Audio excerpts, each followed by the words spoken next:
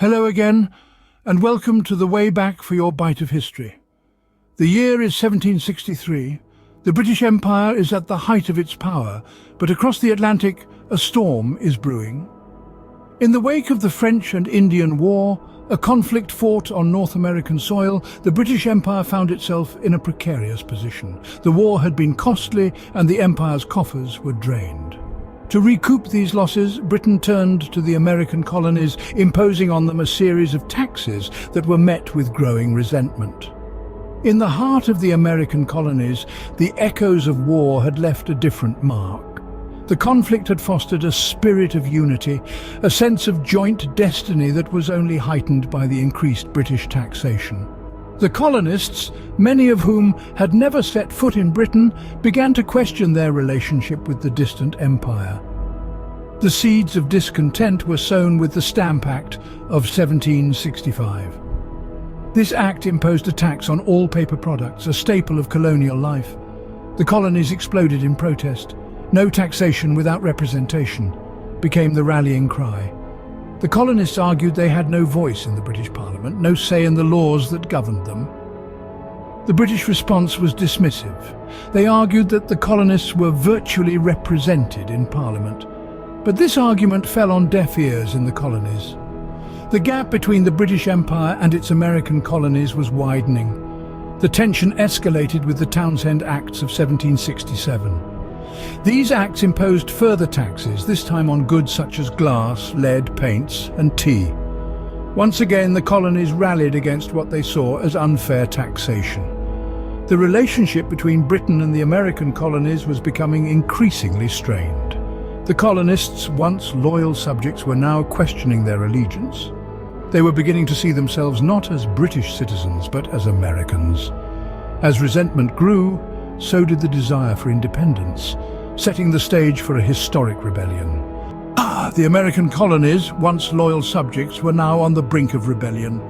A series of events had brought them to this crossroads, each one a stepping stone on the road to revolution. The first stone was laid in 1765 with the introduction of the Stamp Act by the British Parliament. This law required all printed materials in the colonies, from newspapers to playing cards, to carry a tax stamp. It was seen as a blatant overstep of British authority, and it sparked widespread protests. In the words of Patrick Henry, a young Virginia delegate, "If this be treason, make the most of it." Then came the Boston Tea Party in 1773. A group of colonists dressed as Mohawk Indians boarded 3 British ships and dumped 342 chests of tea into Boston Harbor. It was a dramatic act of defiance against the Tea Act, another tax law imposed by the British. In response to these acts of rebellion, the British government retaliated with what the colonists called the Intolerable Acts. These punitive measures only served to fan the flames of rebellion, driving the colonists closer together in their shared resentment against British rule. In 1774, representatives from 12 of the 13 colonies gathered in Philadelphia for the First Continental Congress. This was the first time the colonies had come together in such a manner. They drafted a declaration of rights and grievances and agreed to meet again the following year if their concerns were not addressed. And meet again they did. By this time, the colonies were united in their defiance. They were no longer simply protesting against specific laws, they were challenging the very authority of the British Crown over their lands. It was, in essence, a declaration of independence in all but name. With the colonies united in their defiance, the stage was set for a pivotal moment in history. June 1776. A group of men gather in a room in Philadelphia, tasked with drafting a document that would change the course of history.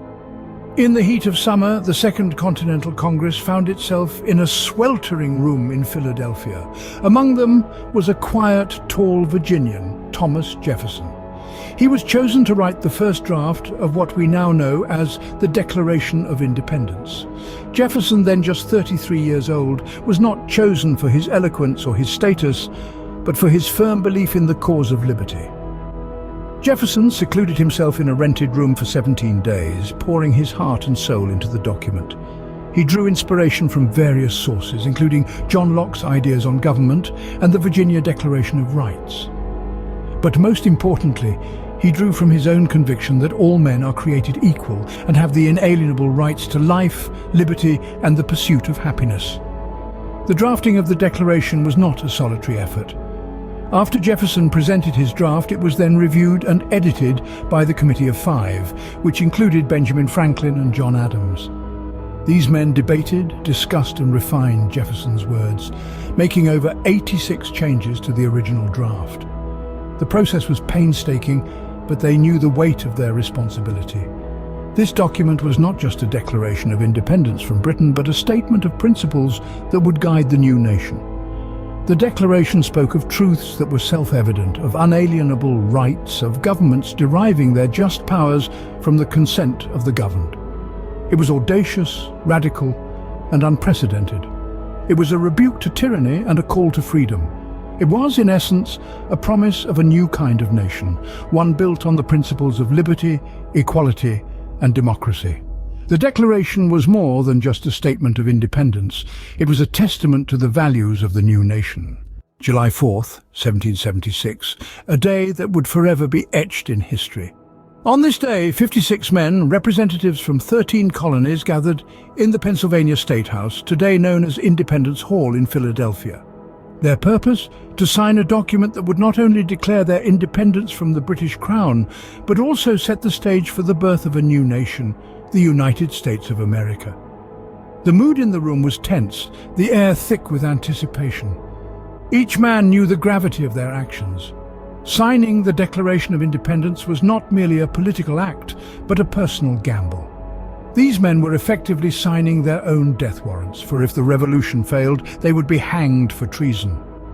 Yet they pressed on, driven by a steadfast belief in the principles of liberty and self-governance. John Hancock, President of the Continental Congress, was the first to sign. His bold signature in the center of the document serving as a symbol of his unwavering commitment to the cause. One by one, the other delegates stepped forward, their signatures a testament to their willingness to risk everything for the ideals they held dear.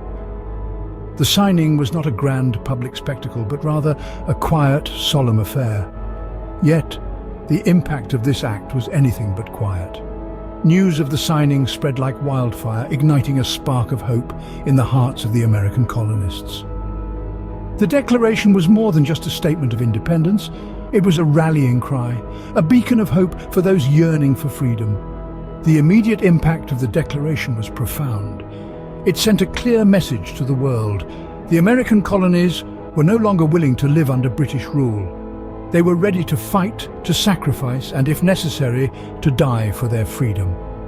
With their signatures, these men declared their willingness to defy the mightiest empire on earth in the name of freedom. And so they did, marking the beginning of a revolution that would change the course of history.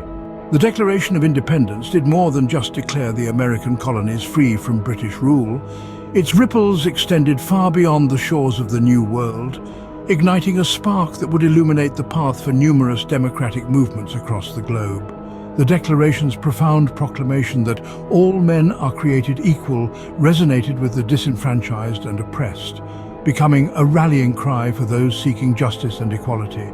Its influence can be traced through the French Revolution, the abolitionist movement, the suffrage movements, and even the civil rights movements of the 20th century. The words of the Declaration have been echoed in countless speeches, protests, and rallies, inspiring generations to fight for their rights and freedoms. But the influence of the Declaration was not confined to political upheavals and revolutions. It also shaped the very fabric of American culture and identity. The Declaration's ideals of liberty, equality, and self-determination are etched into the American psyche, forming the bedrock of the national ethos.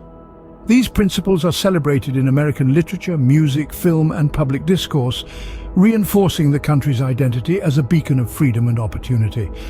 Furthermore, the Declaration continues to serve as a moral compass, guiding the nation through its darkest hours and most challenging dilemmas. From the abolition of slavery to the fight for civil rights, the words of the Declaration have been invoked to challenge injustice and champion the cause of liberty. Even today, As the nation grapples with issues of inequality and social justice, the principles enshrined in the Declaration continue to inspire and guide its path forward. Ultimately, the Declaration of Independence is more than a historical document. It is a living testament to the enduring power of ideas and the indomitable spirit of humanity. It encapsulates the hopes and dreams of a nation, embodying the ideals that continue to shape its destiny. The Declaration of Independence remains a powerful symbol of the struggle for freedom and the ideals that define the United States. From the simmering tensions of the 1760s to the bold proclamation of independence in 1776, the journey to the Declaration of Independence was fraught with challenges and sacrifices. We've retraced the footsteps of history, from the early days when the American colonies were but a part of the mighty British Empire. The road to revolution wasn't paved overnight. It was a path carved out by relentless disputes, acts of defiance, and the ever-growing desire for autonomy. We've seen how the drafting of the Declaration was no simple task. It was an endeavour that required intellect, courage, and a deep-seated belief in the unalienable rights of man. It was a testament to the collective wisdom of the Founding Fathers, who dared to envision a new world where liberty and justice were not mere privileges, but birthrights. From the grand signing of the Declaration, a moment etched forever in the annals of history, we've witnessed the birth of a nation. It was not just the signing of a document, but the affirmation of a shared dream, a collective commitment to a future free from the shackles of colonial rule.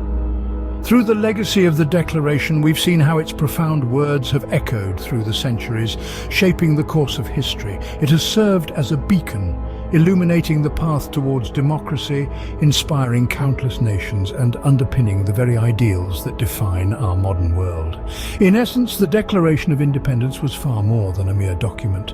It was a bold statement, a daring vision, a rallying cry for freedom. It was the embodiment of a dream of a land where all men are created equal, where they are endowed by their Creator with certain unalienable rights, where among these are life, liberty, and the pursuit of happiness. The Declaration of Independence stands not only as a testament to the courage and vision of the Founding Fathers, but also as a beacon of hope and freedom for people around the world. Please like, share, and subscribe. Thank you for stopping by. See you again next time.